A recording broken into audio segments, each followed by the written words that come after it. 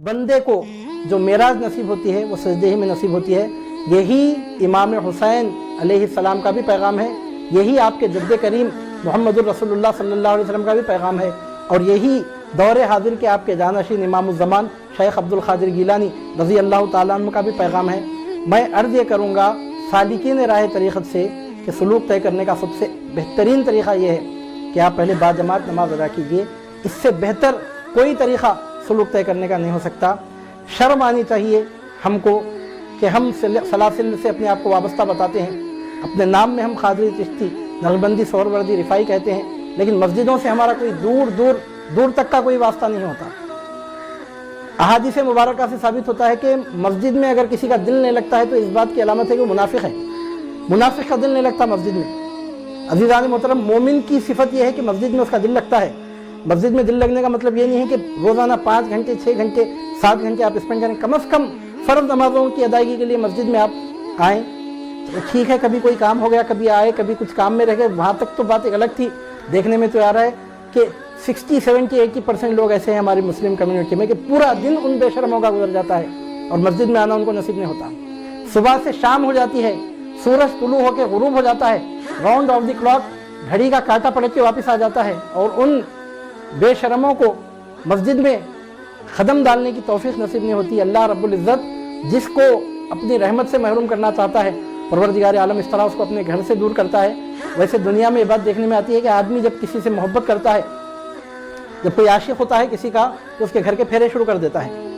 और ईमान वालों की शान ये बताई गई, वल्लज़ीना आमनू अशद्दु हुब्बन लिल्लाह, ईमान वाले सबसे बढ़ के अल्लाह रब्बुल इज़्ज़त से मोहब्बत करने वाले होते हैं। ये कैसी मोहब्बत है कि परवरदिगार आलम के घर में आने के लिए आपको वक्त नहीं मिलता, आपको तौफीक नहीं होती, और आप देखें तो बातें करते हैं, बड़ी बड़ी बातें, और समझते हैं कि आपका सलूक तय हो रहा है।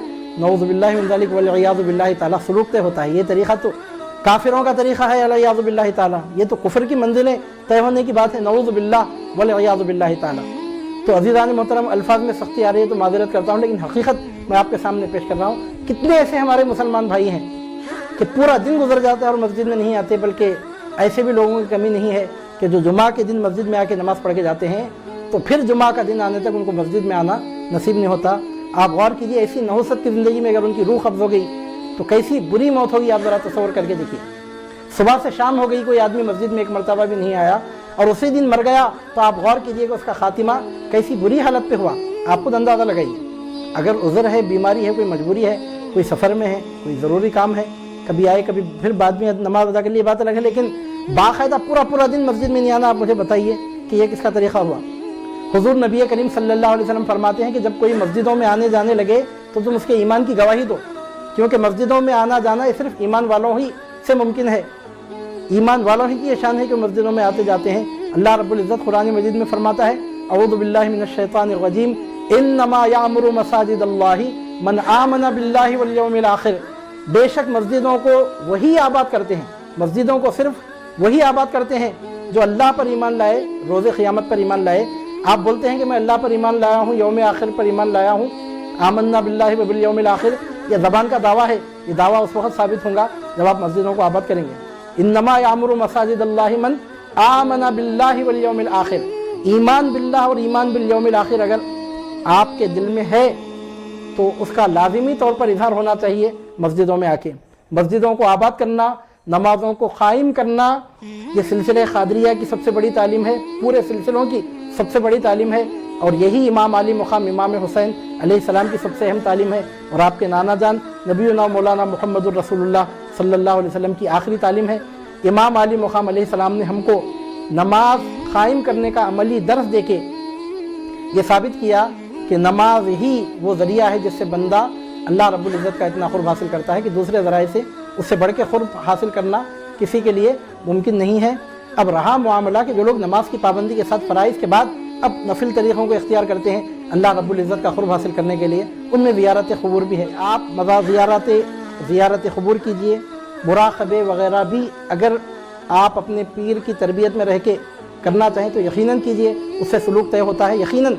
मगर पहले शर्त यह है कि पहले आप नमाज़ों की पाबंदी की आदत डालिए, उसके बाद औरात वज़ाइफ़ कीजिए, आप दुरूद शरीफ पढ़िए, आप इस्तिग़फ़ार का विर्द कीजिए, आप कलमा तय्यबा ला इलाहा इल्लल्लाह का विर्द कीजिए कि मस्जिदों में आने जाने की आदत रखिए। اور آخری بات بولے بغیر میری بات نامکمل رہے گی کہ اب ایک سوال یہاں پہ یہ بھی آتا ہے کہ ہمارا گھر ایسے محلے میں ہے کہ جہاں صحیح العقیدہ امام ہماری مسجد میں نہیں ہے تو ہم کیا کریں؟ ہمارے بعض لوگوں کا ہے ایسے بھی بعض علاقے کہ ان کو صحیح العقیدہ امام کی امامت میں نماز ادا کرنے کا موقع نہیں مل رہا ہے. بدعقیدوں کی مسجدیں ہیں، آپ سمجھیے کہ شیعہ کی مسجدیں ہیں، وہابیوں کی مسجدیں ہیں، امام وہابی ہے یا رافضی ہے یا بدعقیدہ ہے، تو اب ہم کیا کریں؟ تو اس کے لیے میں کھلے طور پہ آپ کے سامنے عرض کر رہا ہوں کہ اگر آپ کے محلے کی مسجد میں امام بدعقیدہ ہے تو اس کا یہ مطلب کب نکلتا ہے کہ ہفتے میں ایک مرتبہ آپ مسجد میں جائیں اور اللہ کے گھر میں آنے جانے سے محروم ہو کر کافروں کے جیسی زندگی گزاریں. امام بدعقیدہ ہے تو اپنا حساب اللہ رب العزت کی بارگاہ میں خود دے گا، آپ کی ذمہ داری کیا ہے؟ میں اکثر لوگوں کو یہ طریقہ اس سے پہلے بھی بتا چکا ہوں، میں پھر یہ بات ریکارڈ بھی کروا رہا ہوں. یہ کوئی عذر ہی نہیں ہے کہ ہمارے محلے میں امام صحیح العقیدہ نہیں ہے تو ٹھیک ہے، اس کے پیچھے تو آپ نماز ادا نہیں کرنا چاہیے، نماز قبول بھی نہیں ہوتی. بدعقیدہ کے پیچھے نماز ادا کرنا مکروہ ہے، ائمہ کرام نے اس کی تصریح فرمائی ہے. میں وہ بات نہیں عرض کر رہا ہوں، میں یہ آپ سے عرض کر رہا ہوں کہ اگر آپ کے محلے میں اگر مسجد میں امام صحیح العقیدہ نہیں ہے تو اس کے لیے آپ طریقہ یہ کیجئے کہ جس مسجد میں صحیح العقیدہ امام امامت کرتا ہے وہاں جا کے آپ نماز ادا کیجئے. 5 مرتبہ نہیں جا سکتے تو 1 یا 2 یا 3 نمازیں ایسا پروگرام بنائیے کہ 1 2 نمازیں 3 نمازیں، یا کسی دن بہت ضروری کام رہے گا تو 1 یا 2 نمازیں مسجد میں جا کے باقاعدہ ادا کیجئے، لیکن مسجد سے آپ کا تعلق قائم رہے. اگر قریب میں اہل سنت و جماعت کی مسجدیں نہیں ہیں، اگر دور بھی ہیں تو جائیے 1 یا 2 نمازیں کم از کم ادا کیجیے ایک دن میں 1 مرتبہ، اور پھر اس کے بعد وہاں سے آپ نکل کے آ جائیے. اور آج کے زمانے میں تو گلوبلائزیشن کا دور ہے، اور آج کے دور میں تو تیز رفتار سواریاں ہیں، 10-15 کلومیٹر کی رینج میں جانا آنا بھی کوئی مشکل بات نہیں ہے آج کے زمانے میں. آپ سمجھیے کہ آپ کے گھر سے اگر 10 کلومیٹر 15 کلومیٹر دور پہ بھی اگر مسجد ہے فرض کر لیجئے تو 5 نمازوں میں اگر جانے آنے میں حرج ہے تو 1-2 نمازوں میں تو آپ اہل سنت و جماعت کی مسجدوں میں جائیے اور صحیح العقیدہ سنی امام کی امامت میں نماز ادا کیجیے. یاد رکھیے کہ با جماعت نماز ادا کرنے کا اللہ رب العزت نے قرآن مجید میں حکم دیا، وَأَقِيمُوا الصَّلَاةَ وَآتُوا الزَّكَاةَ وَارْكَعُوا مَعَ الرَّاكِعِينَ، نماز قائم کرو، زکوٰۃ دو اور رکوع کرنے والوں کے ساتھ رکوع کرو. تو بہرحال عزیزان محترم، بات شریعت کے حوالے سے ہو کہ طریقت کے حوالے سے، یا بات سلطان الاولیاء امام العارفین امام حسین سید الشہداء علیہ السلام کی تعلیم کے حوالے سے ہو، یا کربلا میں آپ نے جب تاج شہادت پہنا تو جو کیفیت آپ پر اس وقت وارد تھی کہ حالت نماز میں آپ حالت سجدہ میں اس وقت موجود تھے، اس اعتبار سے بھی اگر دیکھا جائے عملی درس جو امام علی مقام علیہ السلام نے اپنے نانا جان صلی اللہ علیہ وسلم کی امت کے سامنے پیش کیا، اس اعتبار سے آپ اگر دیکھیں ہر جگہ آپ کو سجدوں کی حرمت نظر آئے گی، ہر جگہ نماز کے قائم کرنے کی تعلیم آپ کو ملے گی.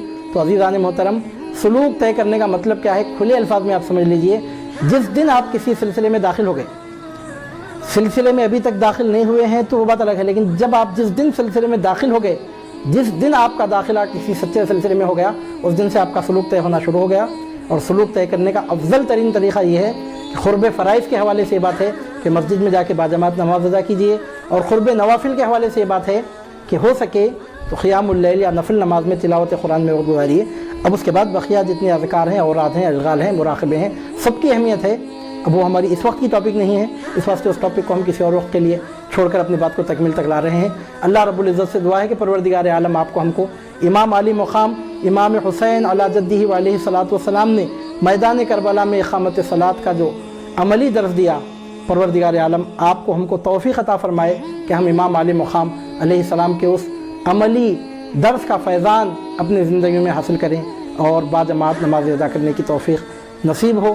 وصلی اللہ تعالی وبارک وسلم علی خیر خلقہ و نور عرشہ نبینا و حبیبنا و مولانا و شفیعنا و سیدنا محمد وعلی آلہ و صحبہ اجمعین، وآخر دعوانا ان الحمد للہ رب العالمین.